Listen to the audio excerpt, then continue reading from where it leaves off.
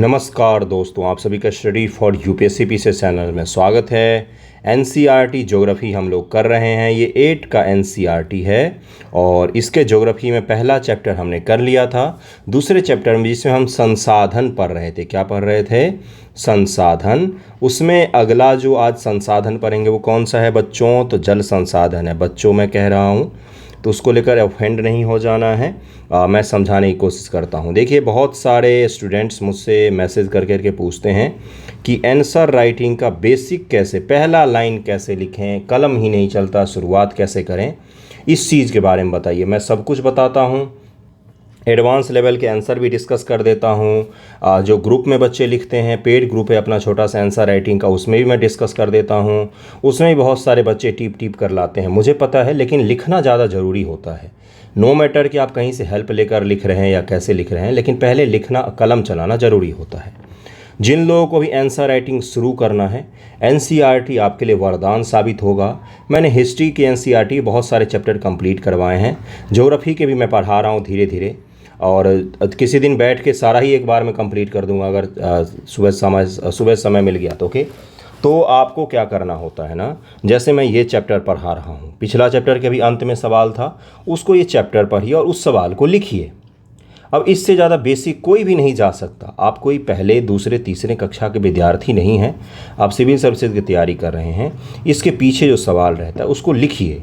सवाल मैं दिखाऊंगा आपको, मैं टॉपिक पढ़ा रहा हूँ, मैं भी पढ़ा रहा हूँ, आप किताब से भी पढ़िए, पीडीएफ से पढ़िए, जहाँ से हो, जैसे हो, वीडियो फॉर्मेट में है, ऑडियो फॉर्मेट में है, जैसे पढ़ना है पढ़िए, उसके बाद उसको लिखिए।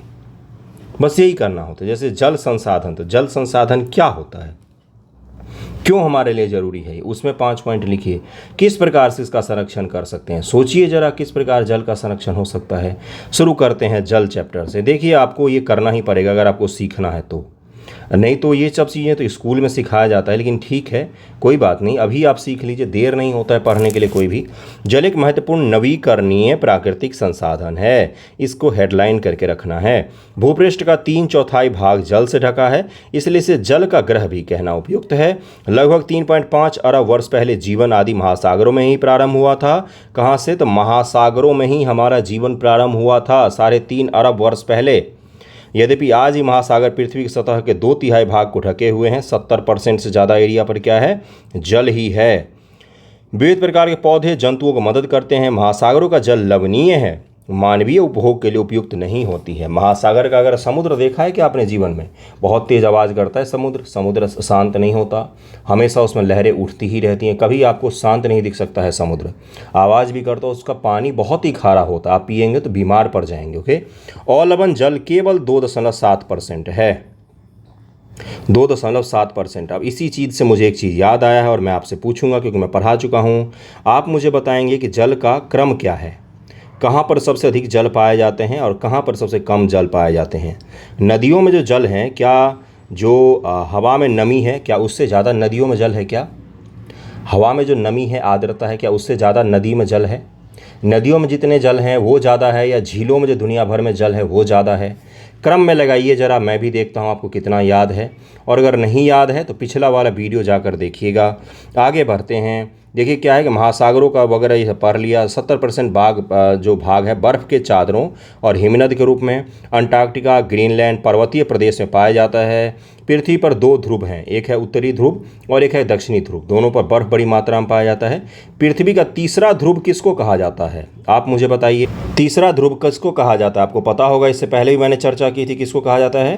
तो हिमालय रीजन को। हिमालय रीजन पर बहुत ज़्यादा बर्फ़ है, इसलिए पृथ्वी का पहला ध्रुव उत्तरी ध्रुव, दक्षिणी ध्रुव और तीसरा ध्रुव हिमालय रीजन को कहा जाता है। ओके, अपनी स्थिति कारण ये मनुष्य की पहुंच के बाहर है। केवल 1% अलवण जल उपलब्ध है, वह मानव उपभोग के लिए उपयुक्त है। यह भौम जल, नदी, झीलों में भूपृष्ठीय जल के रूप में, वायुमंडल में जलवाष्प के रूप में पाया जाता है।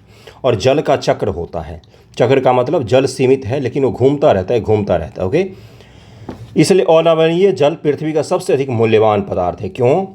पाया कम जाता है, उपभोग करने वाले लोगों की संख्या जो है बहुत ही ज़्यादा है।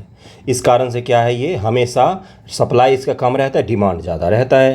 पृथ्वी पर जल न बढ़ाया जा सकता है न घटाया जा सकता है, इसकी कुल मात्रा स्थिर रहती है, इसकी टोटल मात्रा तो स्थिर ही रहेगी। इसके प्रचुरता में विविधता प्रतीत होती है क्योंकि ये वाष्पीकरण, वर्षण और वाह की प्रक्रियाओं द्वारा महासागर, वायु, भूमि और पुनः महासागरों में चक्रण होता है। ये जल है कहाँ पर, तो तालाब या महासागर में इसका वाष्पीकरण हुआ सूर्य की उपस्थिति में, ये बादल बन गया, बादल बन के संघनन होता है, फिर यहाँ से वर्षा के फॉर्मेट में ये आ जाती है। ये क्या कहलाता है, ये जल चक्र कहलाता है। क्या कहलाता है, जल चक्र।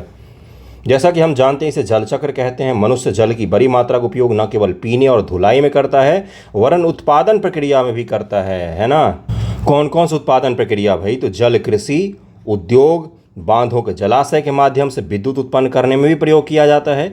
जल स्रोतों के सूखने अथवा जल प्रदूषण के कारण अलवणीय जल की आपूर्ति की कमी, मुख्य कारक बढ़ती जनसंख्या, भोजन, नकदी फसलों की बढ़ती मांग, बढ़ता नगरीकरण और बेहतर होता जीवन। मुझे पता है बहुत सारे आँख होते हुए भी आप लोग नहीं देख पाएंगे यहाँ पर क्या लिखा हुआ है।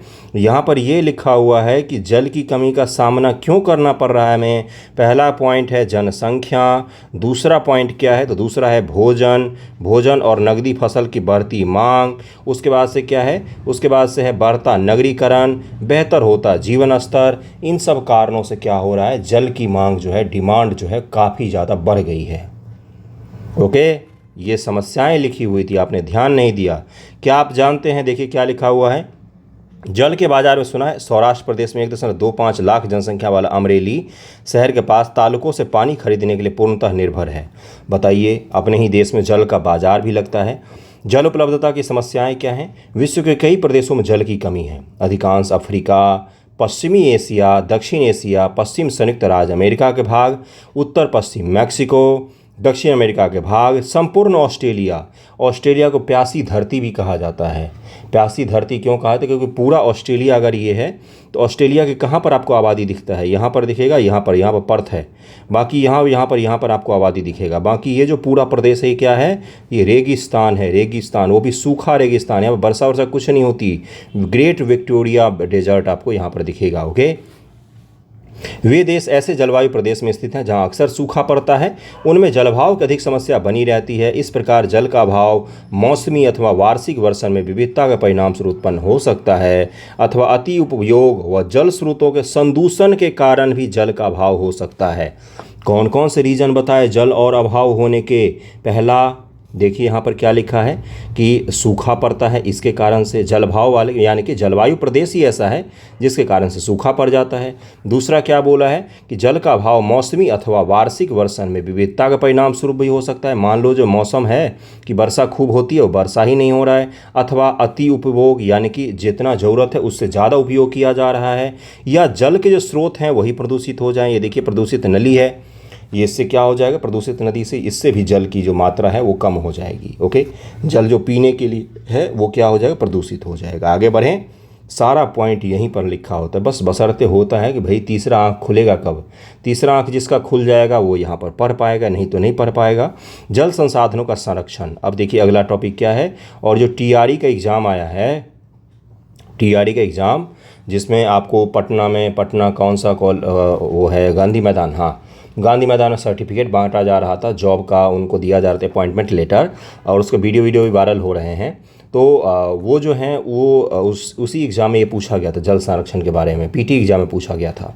ओके, आज के विश्व में शुद्ध तथा पर्याप्त जल स्रोतों का पहुंचना एक बहुत बड़ी समस्या बन गई है। क्यों समस्या बनी है, इस क्षीण होते संसाधन के संरक्षण के लिए कदम उठाने जाने चाहिए। यद्यपि जल एक नवीकरणीय जल संसाधन है, यानी कि तात्पर्य क्या है, जिसका स्रोत जो है असीमित है।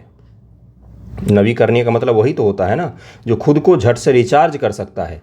तथापि इसका अति उपयोग व प्रदूषण, कौन कौन से दो सबसे बड़ी समस्या, अति उपयोग व प्रदूषण, इसे उपयोग के लिए अनुपयुक्त बना देते हैं।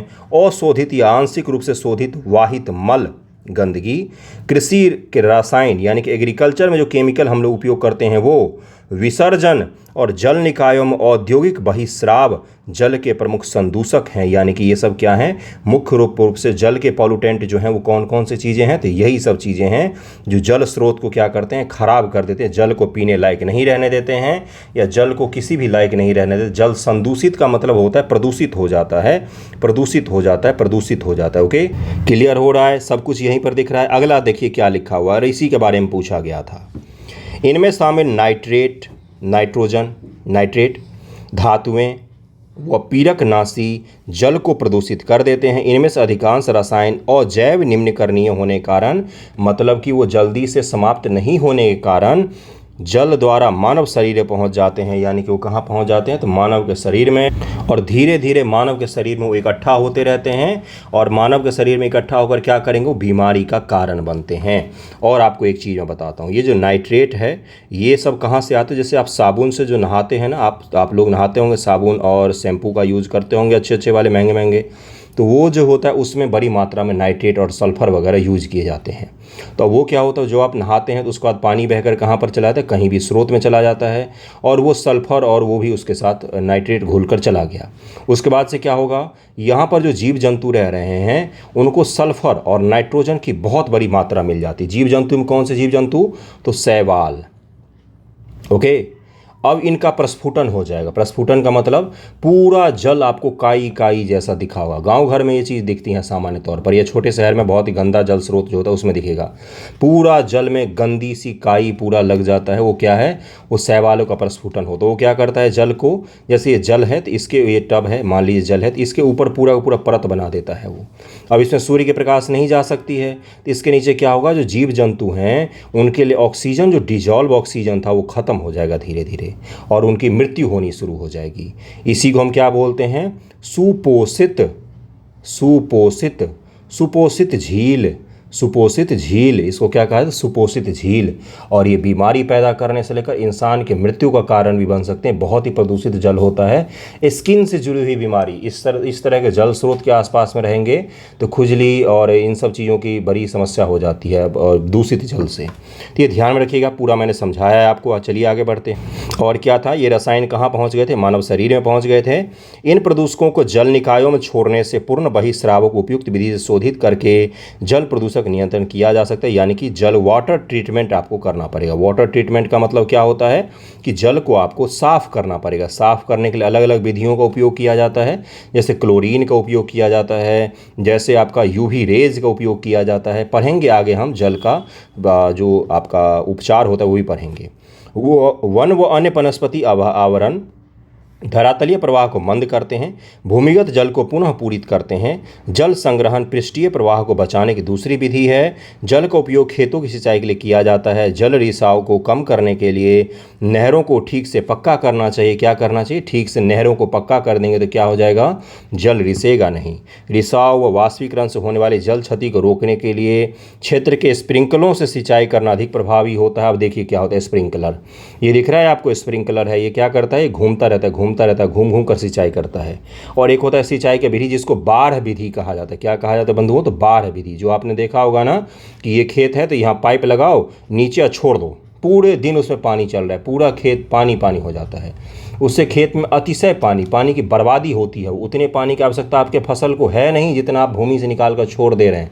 जो गांव घर में दमकल यूज होता है वो स्प्रिंकलर वाले नहीं होता। यही बाढ़ विधि से आप लोग क्या करते हैं, खेत को पटाते हैं। तो इससे क्या होता है, नुकसान होता है, भारी मात्रा में जल की बर्बादी होती है। उतना जल चाहिए ही नहीं, उतना जल में काम नहीं, उतना चाहिए ही नहीं था। आप स्प्रिंकलर लीजिए, फसल के ऊपर ऊपर से छिड़किए, बस हो गया काम, उसी से उपज हो जाएगा आपका। यानी कि 10 से 20 गुना मिनिमम जल की बर्बादी किसमें होती है, बाढ़ वाले विधि। बाढ़ विधि, उसका फ्लड मेथड कहा जाता है उसको। अगला देखिए क्या है, अगला है कि जिन इलाकों में वाष्पीकरण की अधिक दर वाले शुष्क प्रदेशों में सिंचाई की ड्रिप अथवा टपकन विधि बहुत उपयोगी होती है।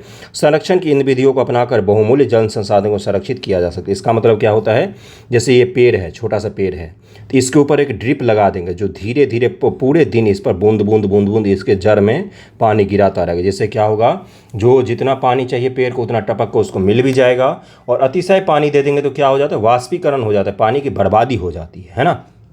अगला टॉपिक है आपका प्राकृतिक वनस्पति और वन्य जीव। अब इसको पढ़ते हैं जरा, क्या है भाई ये टॉपिक। इधर क्या लिखा हो तो क्या आप जानते हैं, अपने घर की छत पर वर्षा जल एकत्र करके इस जल का संग्रहण करना एक विभिन्न उत्पादक उपयोगों में लाना वर्षा जल संग्रहण कहलाता है।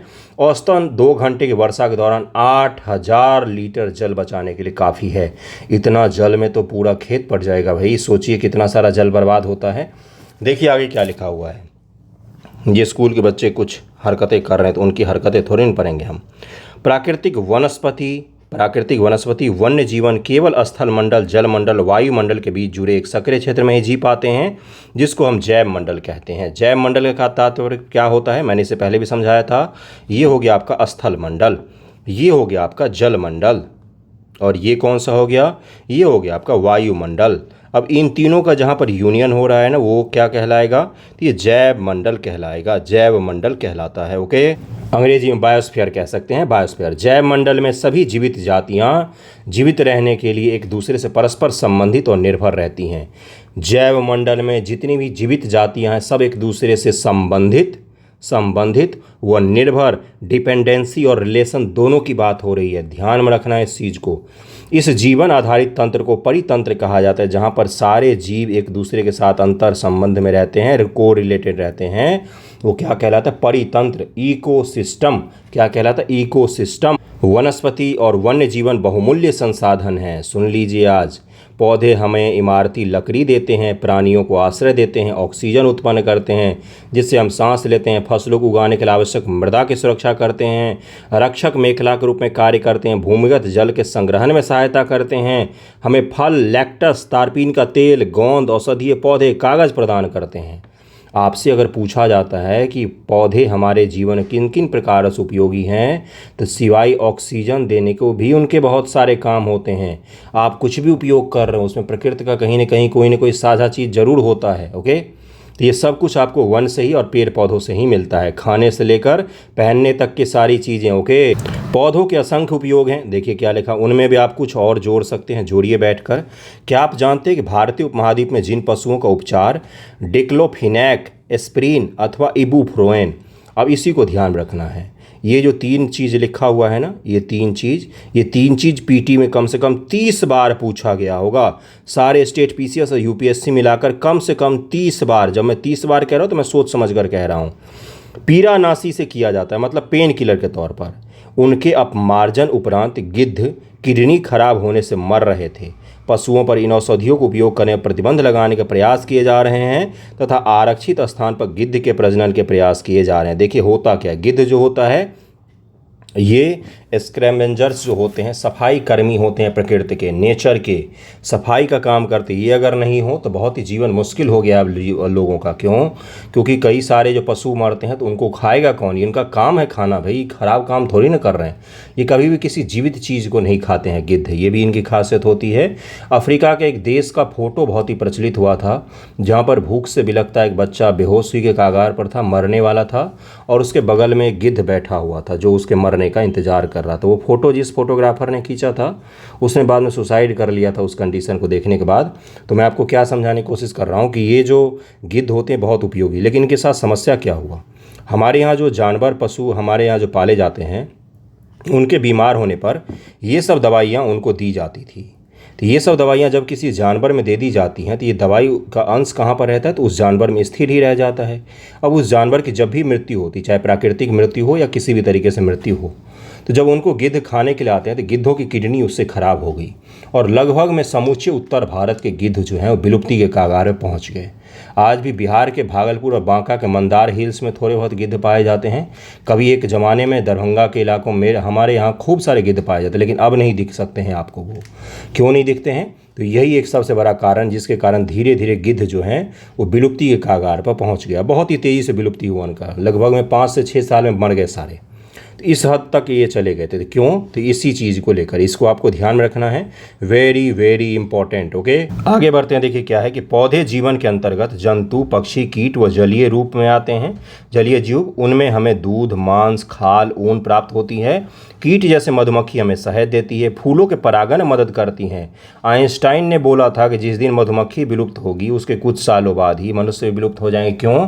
क्योंकि मधुमक्खी एक बहुत ही बड़ा काम करती, क्या करती है वो? तो पराग परागन का काम करती है, परागन का काम करती है। पौधों में नर और जो पौधों में मादा होते हैं उनके बीच में रिलेशन कायम किनके द्वारा हो पाता है, तो हो पाता है छोटे छोटे कीट फतिंगों के द्वारा। और ये कुछ पक्षियाँ भी ये काम करती हैं, नहीं तो उनका उन्नति नहीं हो पाएगा, वो बढ़ नहीं पाएंगे और पृथ्वी से क्या होगा, सारे अनाज खत्म हो जाएंगे। और अनाज खत्म होने का मतलब क्या है, इंसान खत्म। परितंत्र अब घटक के रूप में एक महत्वपूर्ण भूमिका निभाते हैं। चिड़ियाँ अपने भोजन के लिए कीटों पर निर्भर हैं, अब घटक के रूप में कार्य करती हैं। गिद्ध मित्र जीव जंतुओं खाने के कारण एक अपमार्जक और पर्यावरण का एक महत्वपूर्ण शोधक समझा जाता है। इसलिए प्राणी चाहे बड़े हों अथवा छोटे, सभी परितंत्र को संतुलन बनाए रखने के लिए अनिवार्य होता है। आपको जो ये लगता है कि ब्रह्मम सत्यम जगत मिथ्या अहम ब्रह्मास्मि, हम ही ब्रह्म हैं, बाकी सब कुछ इस पृथ्वी पर खराब ही है, सारे जीव जंतु खराब ही हैं, किसी काम के नहीं है, वो हैं तो आप हैं। आपके होने से उनके ऊपर कोई असर नहीं पड़ता है। आप नहीं भी रहेंगे पृथ्वी पर तो भी वो चैन से जी लेंगे, लेकिन वो अगर नहीं रहेंगे पृथ्वी पर तो आप एक दिन नहीं रह सकते हैं इस पृथ्वी पर। उनसे ही आप हैं, ओके, वो आपका अस्तित्व संभाल के बैठे हुए हैं। प्राकृतिक वनस्पति का वितरण, प्राकृतिक वनस्पति का वितरण, अब देखिए इनका डिस्ट्रीब्यूशन कैसे होता है। ये पृथ्वी है, बहुत ही खराब पृथ्वी बना है, एक मिनट रुक जाओ, पृथ्वी हटाता हूँ ये वाला, ये पृथ्वी है, इन पर इनका वितरण है। टेम्परेचर, जलवायु, टेम्परेचर, जलवायु, वायु का, जलवायु का प्रदेश कौन सा है, जल का वहाँ पर कैसी स्थिति है, मिट्टी कौन सी है, वन कितने हैं, वन कौन से हैं, घास वाले हैं या घने वन हैं, इसका आधार पशुओं का, जीव जंतुओं का, वनस्पतियों का वितरण निश्चित होता है। वनस्पति की वृद्धि मुख्य रूप से तापमान और आर्द्रता पर निर्भर करती है। विश्व के वनस्पति के मुख्य प्रकारों को 4 वर्गों में बांटा जाता है। कौन कौन से वनस्पति, तो वन वाले वनस्पति, घास स्थल, गुल्म्स और टुंड्रा। टुंड्रा मतलब सबसे हाईएस्ट वाला हो गया। भारी वर्षा वाले क्षेत्र विशाल वृक्ष उग सकते हैं। उस दिन भी मैंने समझाया था कि इतने विशाल होते हैं ट्रॉपिकल रीजन में, जो उष्ण कटिबंध होता है, विषुवत पर इतने विशाल वृक्ष होते हैं क्योंकि साल भर यहाँ पर भारी वर्षा होती है, टेम्परेचर भी हाई रहता है, विविधता भी खूब होती है। विषुवत से, अब सुनिएगा मेरी बातों को, विषुवत से ध्रुव की तरफ में जाएंगे तो डाइवर्सिटी आपको कम दिखेगा, लोगों से लेकर पशुओं तक में, पेड़ पौधों से लेकर कीट पतंगों तक में डाइवर्सिटी आपको कम दिखेगा। लेकिन ध्रुव से जब आप विषुवत की तरफ में आएंगे तो डाइवर्सिटी आपको क्या दिखेगा, ज़्यादा दिखेगा। टेम्परेचर ध्रुव से जब विषुवत की तरफ में आएंगे तो क्या दिखेगा, टेम्परेचर बढ़ता हुआ दिखेगा। वर्षा की मात्रा ध्रुव से जब विषुवत की तरफ आएंगे तो क्या दिखेगा, वर्षा की मात्रा भी बढ़ती हुई सामान्य तौर पर, अगर हम लोकल रीजन्स को छोड़ दें तो बढ़ती हुई दिखेगी। थोड़ा सा ध्यान से पढ़िएगा, मैं बच्चों को नहीं पढ़ा रहा हूँ, सिविल सर्विसेज के पॉइंट ऑफ व्यू से पढ़ा रहा हूँ, तो थोड़ी सी गहराई में मैं उतरूँगा, आपको भी उतरना पड़ेगा। इस प्रकार वन प्रचुर जल आपूर्ति वाले क्षेत्र में ही पाए जाते हैं। जैसे जैसे आर्द्रता कम होती है, जैसे जैसे आर्द्रता कम होगी, वृक्षों का आकार और उनकी सघनता जो है कम होती जाती है। वृक्षों का आकार, सबसे बड़ा वृक्ष कहाँ पर पाया जा सकता है, तो सबसे बड़े बड़े वृक्ष आपको विषुवत एरिया में मिलेंगे, क्योंकि वहाँ पर विशाल विशाल वृक्ष होते हैं। सामान्य वर्षा वाले क्षेत्रों में छोटे आकार वाले वृक्ष व घास उगती हैं, जिससे विश्व के घास स्थलों का निर्माण होता है। कम वर्षा वाले शुष्क प्रदेशों में कटीली झाड़ियाँ व गुल्म उगते हैं। कम वर्षा वाले शुष्क प्रदेशों में कटीली झाड़ियाँ। अब बिल्कुल ठंडा वाले में, टुंड्रा प्रदेश में, मुलायम लकड़ियाँ मिलेंगी आपको, मुलायम लकड़ियाँ मिलेंगी। ऐसे मुलायम होते हैं, उनको छुओगे तो टूट जाती हैं, पकड़ के खींचोगे तो टूट जाती हैं, ओके। इस प्रकार के क्षेत्र में पौधों की जड़ें गहरी होंगी। कहाँ पर, जो मरुस्थल का इलाका होगा वहाँ पर पौधों की जड़ें गहरी होंगी। क्यों होंगी मैं बता चुका हूँ। वाष्प उत्सर्जन से, वाष्प का उत्सर्जन से होने वाली आर्द्रता की हानि को घटाने के लिए ये जो मरुस्थल के पेड़ पौधे होंगे, इनकी पत्तियां कांटेदार व मोम की सतह वाली होंगी, जो क्या करेंगी, पानी का संरक्षण करेंगी। क्योंकि मरुस्थल में पानी नहीं है, पेड़ पौधों को बड़ा मुश्किल से भीतर जाकर पानी निकाल कर लाना पड़ रहा है गहरी जड़ों से।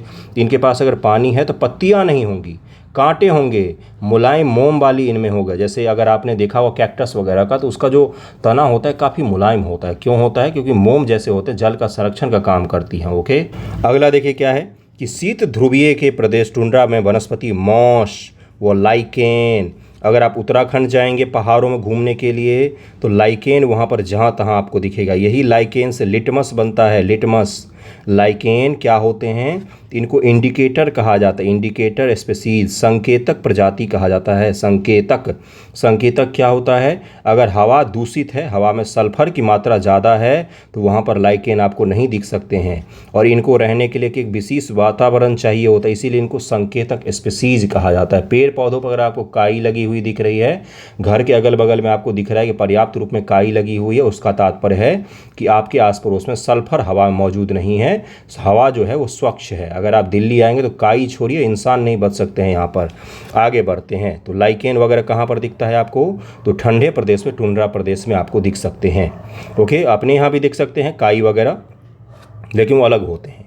वनों को उनकी पत्तियां गिराने के आधार पर प्रायः सदाहरित वन और पर्णपाती वन के रूप में वर्गीकृत किया जाता है। सदाहरित का मतलब सदाबहार, सदाबहार का मतलब हमेशा बहार है, जिसमें हमेशा वर्षा होती रहती है, कभी पत्तियां नहीं गिराते हैं। और अपने भारत में अधिकांशतः कौन सी पाई जाती है, पर्णपाती, पर्णपाती, यही है पर्णपाती, मतलब जो पत्ते गिरा देती हैं। सदाहरित वन उन्हें कहते हैं जिन वनों के वृक्ष वर्ष में किसी भी ऋतु अपनी पत्तियां एक साथ नहीं गिराते। पर्णपाती वन ऐसे होते हैं जिनका वृक्ष वाष्प उत्सर्जन से होने वाली हानि को रोकने किसी विशेष ऋतु में अपनी पत्तियां गिरा देते हैं।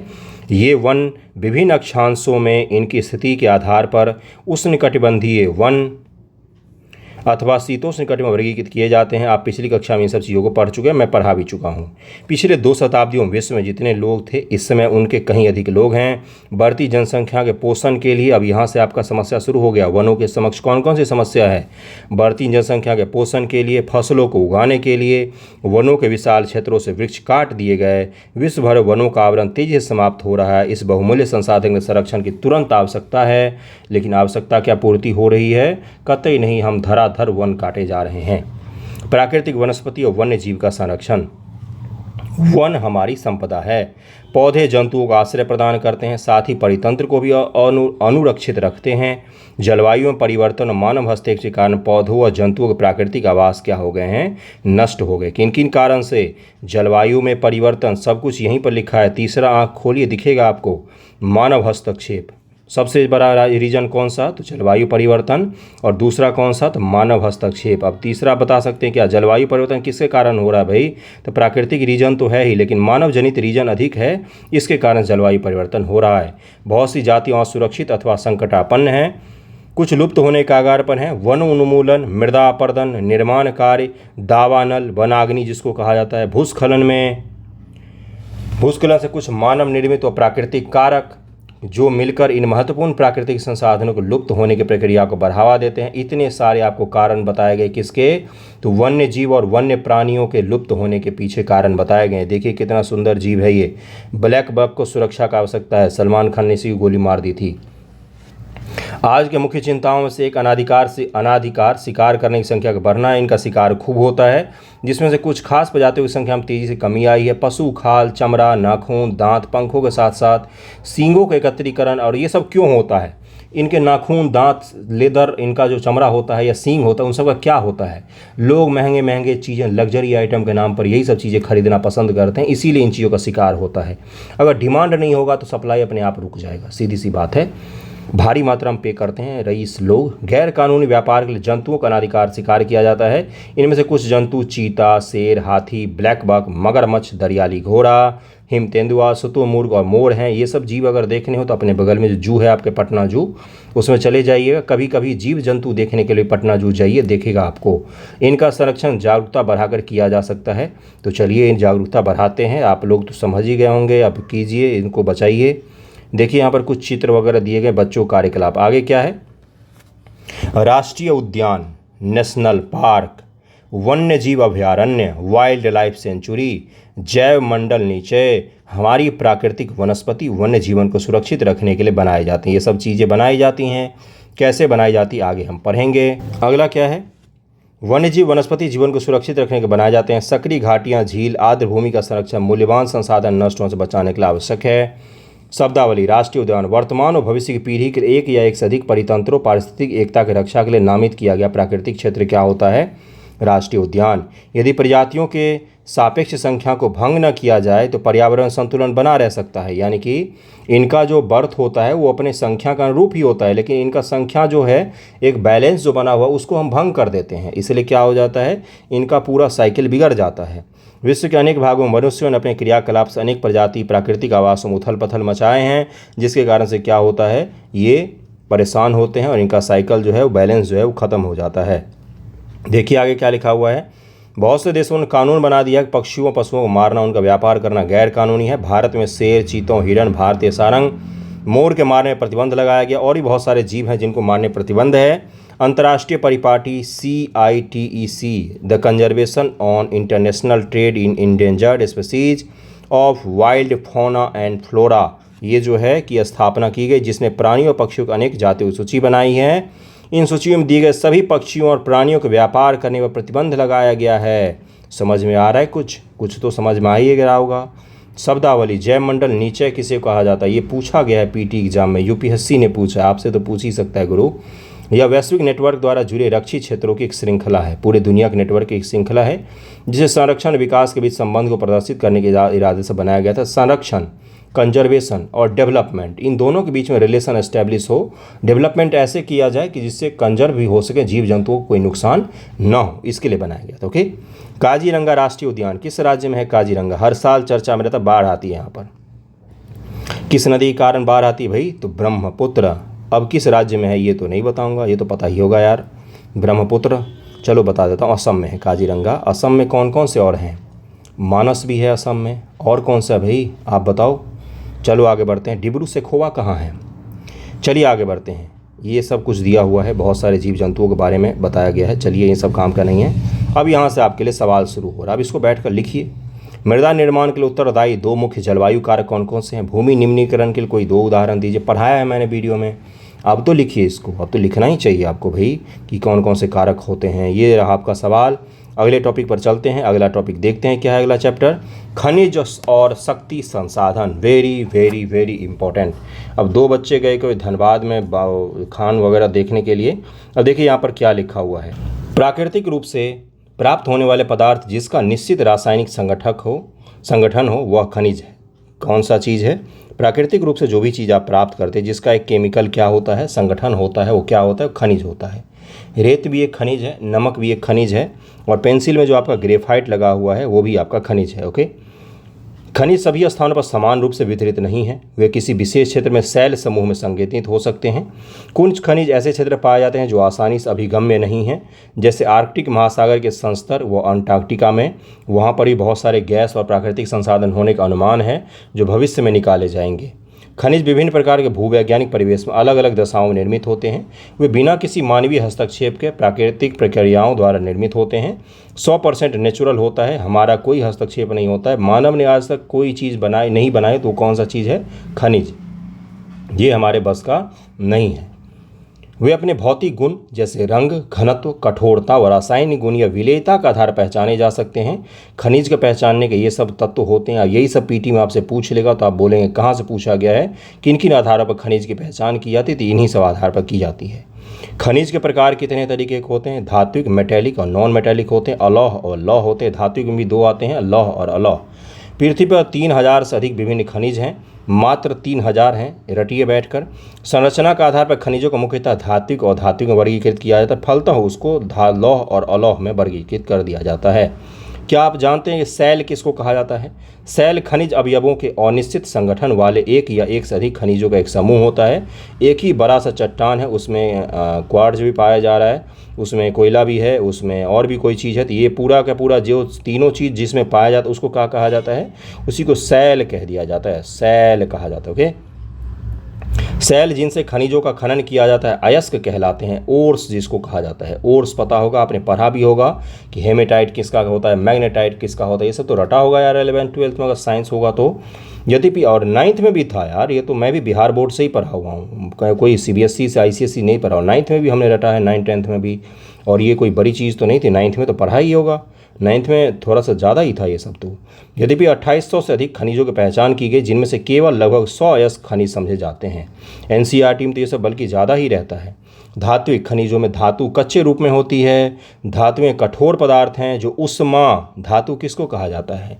जो उष्मा यानी कि हीट और इलेक्ट्रिसिटी का कंडक्टर हो, सुचालक हो, उसी को धातु कहते हैं। सामान्य तौर पर एक्सेप्शन हो सकता है कुछ और, जिसमें द्युति या चमक की विशेषता होती है। लौह अयस्क, बॉक्साइट, मैग्नीज अयस्क इनके कुछ उदाहरण हैं। बॉक्साइट किसका ओर है? अयस्क है। मैग्नीज किसका ओर है? आप बताइए मुझे, या मैग्नीज खुद मेटल है? बताइए। धात्विक खनिज लौह अथवा अलौह हो सकते हैं। लौह खनिज जैसे लौह अयस्क, मैग्नीज, क्रोमाइट में लोहा होता है। अलौह खनिज में लोहा नहीं होता, किंतु कुछ अन्य धातु यथा सोना, चांदी, तांबा या सीसा हो सकते हैं। अधात्विक पर हम लोग आ गए। अधात्विक किसको कहा जाता है भाई? ये क्या बना हुआ है, देखते हैं आगे क्या है। खनिजों से धातुएं नहीं होती। अधात्विक खनिजों में धातु नहीं होता। जैसे चूना पत्थर। चूना पत्थर बिहार में कहाँ पर पाया जाता है? ये बिहार रहा, तो यहाँ पर चूना पत्थर पाया रोहतास में, जो किसके लिए उपयोगी है? जो सीमेंट उद्योग के लिए उपयोगी है। यही बीपीएससी पीटी में पूछा गया था कि चूना पत्थर बिहार में कहाँ पर पाया जाता है, तो आप बोल के आ गए कि बहुत कठिन सवाल था, बहुत कठिन सवाल था। एक चीज़ एलिमिनेट कर लेते तो सबसे खराब सवाल था 69 बीपीएससी पेपर का। अब्रक व जिप्सम इन इस खनिज के उदाहरण हैं। खनिज ईंधन जैसे कोयला व पेट्रोलियम भी अधात्विक खनिज ही हैं। खनिजों को खनन, प्रवेधन या अखनन द्वारा निष्कर्षित किया जा सकता है। ये सब अलग अलग तरीके हैं खनिजों को निकालने के। ये देखिए क्या हो रहा है, अपतटीय तेल का प्रवेधन, माने कि तेल निकाला जा रहा है तेल के कुआं से। अपतटीय का मतलब होता है तट से थोड़ी सी दूर पर समुद्र के इलाकों में, जैसे बॉम्बे हाई, काकीनाडा आंध्र प्रदेश, ये सब किसके उदाहरण हैं? ये सब अपतटीय तेल वाले इलाके हैं जहाँ से ओएनजीसी क्या करती है, oil and natural gas corporation, ये जो है ये क्या करती है वहाँ से तो तेल निकालने का काम करती है। ओके, अब आगे देखिए क्या लिखा हुआ है कि पृथ्वी की सतह के अंदर दबी सैलों से खनिज को बाहर निकालने की प्रक्रिया खनन कहलाती है। खनिज जो कम गहराई में स्थित हैं वे पृष्ठीय स्तर को हटाकर निकाले जाते हैं, विवृत खनन कहलाते हैं। गहन वेधन जिन्हें कूपक कहते हैं, अधिक गहराई में स्थित खनिज निक्षेपों तक पहुंचने के लिए बनाए जाते हैं, इनमें कूपकी खनन कहा जाता है। इसे क्या कहते हैं? कूपकी खनन। यानी कि कुछ खनिज तो आपको ऊपर में ही मिल जाते हैं, कुछ के लिए आपको गहराई में खोदना पड़ता है। पेट्रोलियम और प्राकृतिक गैस धरातल के बहुत नीचे पाए जाते, इसलिए इनके लिए कुआं बनाए, तो कूपकीय कहलाते। उन्हें बाहर निकालने के लिए गहन कूपों खुदाई की जाती है, इसे प्रवेधन कहा जाता है। सतह के निकट स्थित खनिजों को जिस प्रक्रिया द्वारा आसानी से खोद कर निकाला जाता है उसको आखनन कहा जाता है। बताइए, ये पता था आपको? नहीं पता था? क्या आप जानते हैं, आप सेल को देखकर बता सकते हैं कि यदि इसमें तांबा है, क्योंकि तब सेलों का रंग नीला प्रतीत होता है। अगर कोई बड़ा सा सेल है, चट्टान है, पत्थर है, उसका रंग नीला है तो उसमें क्या है? उसमें तांबा है। ओके, क्लियर हो गया? ये तो पता चला होगा आज। खनिजों का वितरण। खनिज विभिन्न प्रकार के सेलों में पाए जाते हैं। अब देखिए दुनिया भर में अलग अलग जगहों पर खनिज का वितरण आपको दिख रहा है। पूरे दुनिया का मैप बना हुआ है, देखिए ध्यान से किन किन इलाकों में दिख रहा है आपको खनिज का वितरण। क्या हिमालय में दिख रहा है आपको? दिख रहा है? बताइए मुझे। नहीं दिख रहा होगा ना, क्योंकि हिमालय में कम खनिज पाए जाते हैं। हिमालय चट्टान नहीं है, हिमालय क्या बोलते हैं उसको, तो पठार नहीं है, हिमालय मिट्टी का पहाड़ है, इसलिए उसमें खनिज कम पाए जाते हैं। सामान्य तौर पर जब भी मैं इस तरह की चीज़ें बोलूँ तो सामान्य तौर पर जनरली बोल लेना है। ओके, आगे देखिए क्या है। खनिज विभिन्न प्रकार सैलों में पाए जाते, कुछ अग्नेय सैलों में। अग्नेय चट्टान मैंने पढ़ाया था, इनको प्राथमिक चट्टान भी कहा जाता है। जो ज्वालामुखी से पहले बह के निकली लावा, वो जब ठंडा हो गई तो किसका निर्माण हुआ? तो अग्नेय चट्टान का निर्माण हुआ। अग्नेय चट्टान में क्या जीवाश्म पाए जाएंगे? नहीं, बिल्कुल नहीं, क्योंकि प्राथमिक चट्टान है ये। लेकिन क्या इसमें खनिज पाए जाएंगे, लौह पाए जाएंगे? बिल्कुल पाया जा सकता है। कुछ कायांतरित सैलों में, जबकि अन्य अवसादी सैलों में पाए जाते हैं। धात्विक खनिज अग्नेय व कायांतरित में मिलते हैं। आपका पीटी का सवाल हो गया, धात्विक खनिज कहाँ पर मिलते हैं? तो अग्नेय और कायांतरित में, जिनमें विशाल पठारों का निर्माण होता है, पाए जाते हैं। उत्तरी स्वीडन में लौह अयस्क, ओंटारियो कनाडा में तांबा व निकेल के निक्षेप, दक्षिण अफ्रीका में लोहा, निकेल, क्रोमाइट व प्लेटिनम अग्नेय व कायांतरित सैलों में पाए जाने वाले खनिज के उदाहरण हैं। ये सब क्या है? तो अग्नेय और कायांतरित इन चट्टानों में पाए जाने वाले किसके उदाहरण हैं? तो ये सैलों के उदाहरण हैं। मैदान व नवीन वलित पर्वत के अवसादी सैलसों में अधात्विक खनिज जैसे चूना पत्थर वगैरह पाए जाते हैं। फ्रांस के काकेसस प्रदेश के चूना पत्थर निक्षेप, जॉर्जिया और यूक्रेन के मैग्नीज निक्षेप, अल्जीरिया के फॉस्फेट संस्तर इसके कुछ उदाहरण हैं। खनिज ईंधन जैसे कोयला व पेट्रोलियम भी अवसादी स्तर में पाए जाते हैं। कोयला व पेट्रोलियम कहाँ पर पाया जाएगा? अवसादी सैल में पाया जाएगा। अग्नेय, कायांतरित और अवसादी 3 सैल मैंने पढ़ाया था। अब पढ़ाया क्यों था अब ये पता चल गया होगा। क्या आप जानते हैं स्विट्जरलैंड में कोई भी ज्ञात खनिज निक्षेप है ही नहीं, लेकिन दुनिया का सबसे अमीर, सबसे शांत, सबसे अच्छी जगह रहने के लिए कौन सा? तो स्विट्जरलैंड, बेहतरीन जगह। चीन व भारत के पास विशाल लौह अयस्क निक्षेप है। यह महाद्वीप विश्व का आधे से अधिक टीन का उत्पादन करता है। चीन, मलेशिया, इंडोनेशिया विश्व के अग्रणी टीन उत्पादकों में से हैं। यूपीपीएससी पेपर 2019 के पेपर में यूपीपीएससी ने पूछा कि निम्न से कौन सा देश है जो टीन के उत्पादन के लिए जाना जाता है, उसमें ऑप्शन में केवल और केवल मलेशिया था और वही आंसर था। सवाल देख लीजिएगा, प्रीवियस से उल्टा के आपको दिख जाएगा और इस तरह की चीज़ें पूछी जाती हैं। चलिए आगे बढ़ते हैं। चीन सीसा, एंटीमनी और टंगस्टन के उत्पादन में भी अग्रणी है। एशिया मैग्नीज, बॉक्साइट, निकेल और जस्ता और तांबा के भी निक्षेप पाए जाते हैं। ये एशिया का हाल हो गया भाई। यूरोप चलते हैं, यूरोप में देखते हैं क्या है। यूरोप विश्व में लौह अयस्क का अग्रणी उत्पादक है। रूस, यूक्रेन, स्वीडन, फ्रांस लौह अयस्क के विशाल निक्षेप वाले देश हैं। तांबा, सीसा, जस्ता, मैग्नीज, निकेल खनिज के निक्षेप पूर्वी यूरोपीय रूस में भी पाए जाते हैं। यूरोप वाला जो रूस है उसमें भी पाया जाता है। रूस दुस में है, एक है बीच पर्वतमाला, उसके उत्तर है यूरोप, एशिया का इलाका जिसको यूरेशिया कहा जाता है, और ये है यूरोप का इलाका। जैसे मॉस्को जो है वो यूरोप वाले इलाके में, ओके। उत्तरी अमेरिका ये रहा। उत्तरी अमेरिका में खनिज निक्षेप के 3 क्षेत्रों में अवस्थित हैं। ग्रेट लेक के इलाके में, जो उत्तरी अमेरिका ग्रेट लेक्स हैं, यहाँ पर बहुत सारे लेक हैं बड़े बड़े। उसमें उत्तर में कैनेडियन शील्ड प्रदेश, अपलेशियन प्रदेश, पश्चिम के पर्वत श्रृंखलाएँ उन समय पाई जाती हैं। अयस्क, निकेल, सोना, यूरेनियम, तांबा का खनन। कैनेडियन क्या लिखा हुआ है यहाँ पर, पहले कुछ सीख लेते हैं, छोड़िए उसको। कनाडियन क्या लिखा हुआ, कनाडियन शील्ड प्रदेश में, और कोयले का अपलेशियन प्रदेश में होता है। कोयला कहाँ पर, तो अपलेशियन प्रदेश में। अब ऐसे ही सवाल पूछ लिया जाता है कि बताइए निम्न से अपलेशियन प्रदेश जो है ये किसके लिए जाना जाता है, तो ये कोयले के लिए जाना जाता है। पश्चिमी कार्डिलेरा में तांबा, सीसा, जस्ता, सोना, चांदी के विशाल निक्षेप पाए जाते हैं। पूरे दुनिया का मैं वर्ल्ड ज्योग्राफी आपको पढ़ा रहा हूँ और ये आप ढूंढते रहते हैं कहाँ पर दिया हुआ, कहाँ पर दिया हुआ। 8 का NCERT का चैप्टर 3 है ये। आपने इससे पहले कभी उल्टा कर देखा ही नहीं, इसलिए आपको मिला ही नहीं है, ओके। दक्षिण अमेरिका वाला अब आ गए। ब्राज़ील विश्व में उच्च कोटि के लौह अयस्क का सबसे बड़ा उत्पादक है। चिली, पेरू तांबे के अग्रणी उत्पादक हैं। ब्राज़ील और बोलीविया विश्व में टिन के सबसे बड़े उत्पादकों में से एक हैं। दक्षिण अमेरिका के पास सोना, चांदी, जस्ता, क्रोमियम, मैग्नीज, बॉक्साइट, अब्रक, प्लेटिनम, एस्बेस्टस व हीरा के विशेष निक्षेप कहाँ पर पाए जाते हैं, ये सब आपको पाए दक्षिण अमेरिका के पास में पाए जाते हैं। दक्षिण अमेरिका में कौन कौन से देश हैं, अब आप एक काम कीजिए, आपके सामने जो मैप लगा हुआ है उसमें ये देखिए कि दक्षिण अमेरिका के किन किन देशों से विषुवत गुजर रही है। पहला चीज़ तो ये देखिए, उसमें आपको इक्वाडोर भी दिखेगा।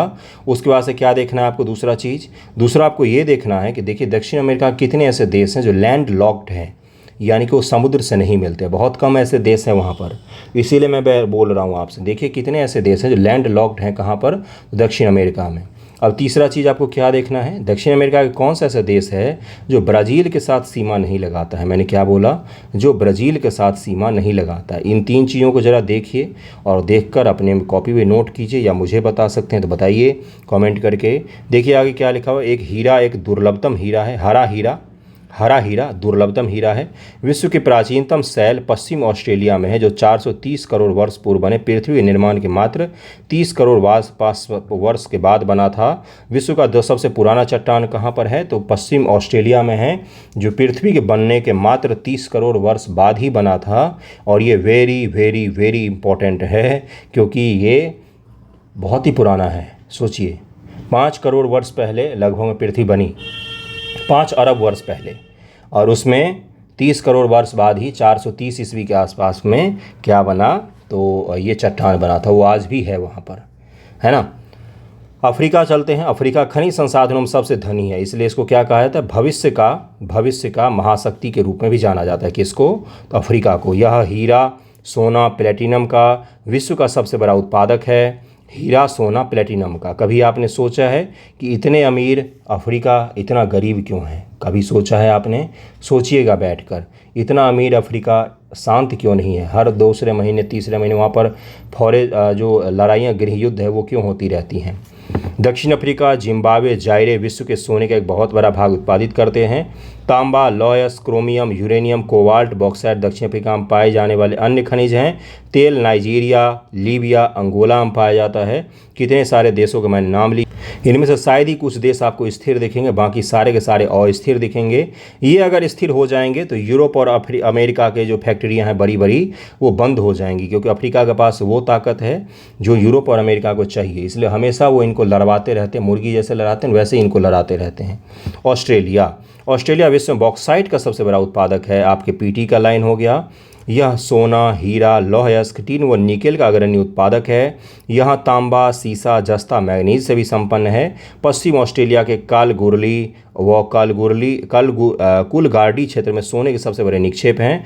कालगुरली और कुलगार्डी क्षेत्र में सोने के सबसे बड़े निक्षेप हैं। तो कालगुरली और कुलगार्डी किस चीज़ के लिए फेमस है? तो ये सोने के लिए फेमस है। सोना स्लीपिंग वाला नहीं, गोल्ड वाला सोना के लिए फेमस है। मानचित्रावली की सहायता से आप देखिए अब जाके कौन सा जगह है भाई, अंटार्कटिका। विभिन्न खनिज निक्षेपों पूर्वानुमानों से कुछ संभवतः अभी तक एक ही बार लगा है। विशाल के लिए अंटार्कटिका भूविज्ञान पर्याप्त रूप से सुप्रसिद्ध है। ट्रांस अंटार्कटिका पर्वत में कोयले, पूर्वी अंटार्कटिका के प्रिंस चार्ल्स पर्वत के निकट लोहे के महत्वपूर्ण मात्रा में निक्षेपों का पूर्वानुमान किया गया है। लौह अयस्क, सोना, चांदी, तेल भी वाणिज्यिक मात्रा में यहाँ पर उपलब्ध है। कहाँ पर? तो अंटार्कटिका में। ओके, अब भारत में वितरण को भी जरा हम लोग देख लेते हैं। लोहा कहाँ कहाँ पर? झारखंड, उड़ीसा, छत्तीसगढ़, मध्य प्रदेश, गोवा, महाराष्ट्र, कर्नाटक बाबा बुदान की खाड़ी हैं, बाबा बुदान की पहाड़ी है। आप मुझे ये बताएंगे कि झारखंड में लोहा किन इलाकों में मिलता है? बीपीएससी के लिए अगर रटा होगा तो ज़रूर बताइए और पता भी आपको होना चाहिए। बॉक्साइट झारखंड, ओडिशा, छत्तीसगढ़, एमपी, गुजरात, महाराष्ट्र और तमिलनाडु जो अपना है दक्षिण भारत का खूबसूरत राज्य उसमें है। और देखिए चूना पत्थर का खनन हो रहा है। ये यहाँ पर देखिए किसका है भाई? तो राजस्थान के सांभर झील से नमक निकाला जा रहा है और ये नोनिया जाति होती है। नोनिया जाति, आपको एक चीज़ कष्टदायक चीज़ बताऊं, नोनिया जाति में एवरेज जो आपको जीवन वर्ष होता है वो 40 वर्ष के करीब में होता है, क्योंकि नमक जो होता है ये आपको मृत्यु के करीब ले जाता है। धीरे धीरे उनके हाथ पैर मरने के पश्चात जल नहीं पाते हैं, क्योंकि इतना ज़्यादा नमक का व्यवहार वो लोग करते हैं, छूते हैं, इसके कारण से। चलिए आगे बढ़ते हैं। जीवन आयु भी इनकी कम होती है। अवरक निक्षेप मुख्यतः झारखंड, बिहार, आंध्र प्रदेश, राजस्थान में पाए जाते हैं। भारत विश्व में अवरक का सबसे बड़ा उत्पादक और निर्यातक भी है। ये लाइन आपको ध्यान रखना चाहिए। तांबा या मुख्यतः राजस्थान, एमपी, झारखंड, कर्नाटक, आंध्र प्रदेश में है।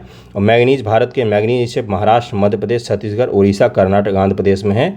सोना भारत में कर्नाटक में कोलार में सोन के निक्षेप हैं। केजीएफ याद होगा आपको, केजीएफ मूवी। खान विश्व की गहरी खानों में से एक है। कोलार की जो खान है ये विश्व की सबसे गहरी खानों में से एक है, सबसे गहरी, जो इस अयस्क के खनन को बहुत खर्चीली प्रक्रिया बनाती है। इसलिए यहाँ पर सोने का खनन कम किया जाता है, क्योंकि इतना गहरा है ये, इसका खनन कम किया। चूना पत्थर, भारत चूना पत्थर उत्पादन करने वाले महत्वपूर्ण राज्य बिहार, अभी तक एक बार दिखा, अपना बगल में झारखंड, ओडिशा, एमपी, छत्तीसगढ़, राजस्थान, गुजरात और तमिलनाडु है।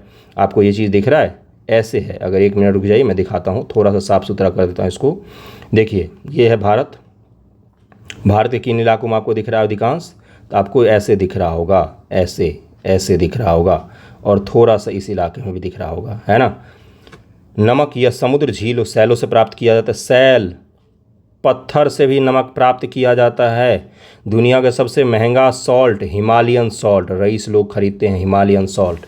फ्लिपकार्ट पर या ऑनलाइन गूगल पर सर्च करना। हिमालयन सॉल्ट के बड़े बड़े क्रिस्टल लोग लाकर घर में रखते हैं। लाल कलर का होता है ये, इतनी पॉजिटिव एनर्जी निकलती है, बोलते घर का नक्शा बदल जाता है, घर में सब सुखी हो जाते थे। हिमालयन सॉल्ट के क्रिस्टल लोग गला कर रखते हैं घर में।